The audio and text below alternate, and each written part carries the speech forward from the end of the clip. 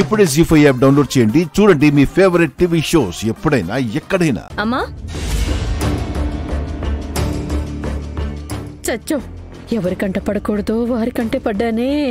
ఇప్పుడు ఈ డబ్బులు ఎక్కడి నుంచి వచ్చాయంటే ఏం సమాధానం చెప్పాలి నేను?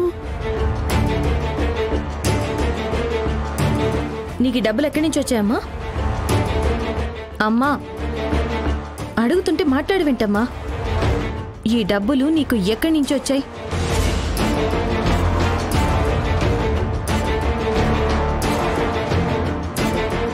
ఈ డబ్బులు నేను దొంగతనం చేశాను అనుకుంటున్నావు కదా? అలా అనుకుంటే మహా పాపమే. ఈరోజు గుళ్ళో అన్నదానం జరుగుతుంటే అక్కడ వంట చేయడానికి వెళ్ళాను. నేను చేసిన వంటలు నచ్చడంతో వాళ్ళు ఆనందంగా ఇచ్చిన డబ్బులు ఇవి. నువ్వు వంటలు చేసావు? అవును. అందుకు వాళ్ళు ఆనందించి నీకిన్ని డబ్బులు ఇచ్చారా? అవునవును. నువ్వు చాలా గ్రేట్ అమ్మా. ఒక 2 గంటలు వంట చేస్తే 500 రావడమే ఎక్కువ. అలాంటిది నీకు అన్ని డబ్బులు ఇచ్చారంటే నాకు చాలా గర్వంగా ఉందమ్మా. ఏది ఒక్కసారి ఆ అన్నదానం చేసిన వాళ్ళకి ఫోన్ చేసి నాకు ఇవ్వు.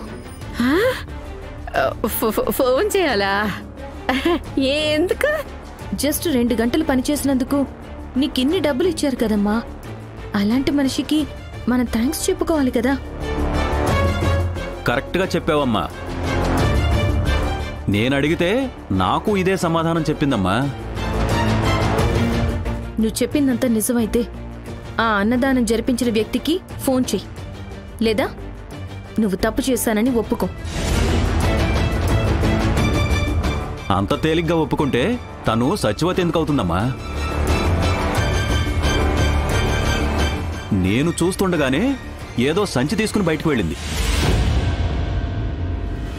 తిరిగి డబ్బులతో ఇంటికొచ్చింది. మరి ఆ సంచిలో ఏమున్నాయో, ఆ సంచి మళ్ళీ తిరిగి ఎందుకు తీసుకురాలేదో మీ అమ్మకే తెలుసు. నాన్న చెప్పింది విన్నావుగా? అసలు ఆ సంచిలో ఏమున్నాయి? ఏం అమ్మితే నీకిన్ని డబ్బులు వచ్చాయి? ఆ సంచిలో జానకమ్మ గారి ఫ్యామిలీ చెప్పులున్నాయని, వాటిని అమ్మితేనే ఈ 2200 వచ్చాయని చెప్పేస్తా. మరి అడుగుతుంటే మాట్లాడవేంటమ్మా? ఆ సంచిలో ఏమున్నాయి?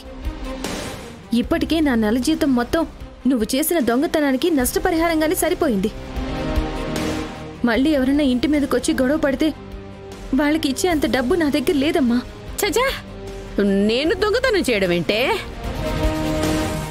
నేనేమి దొంగతనం చేయలేదు, అమ్మలేదు. నన్ను నమ్ము. జీ5 యాప్ డౌన్లోడ్ చేసి అన్ని ఎపిసోడ్స్ పూర్తి ఉచితంగా చూడండి.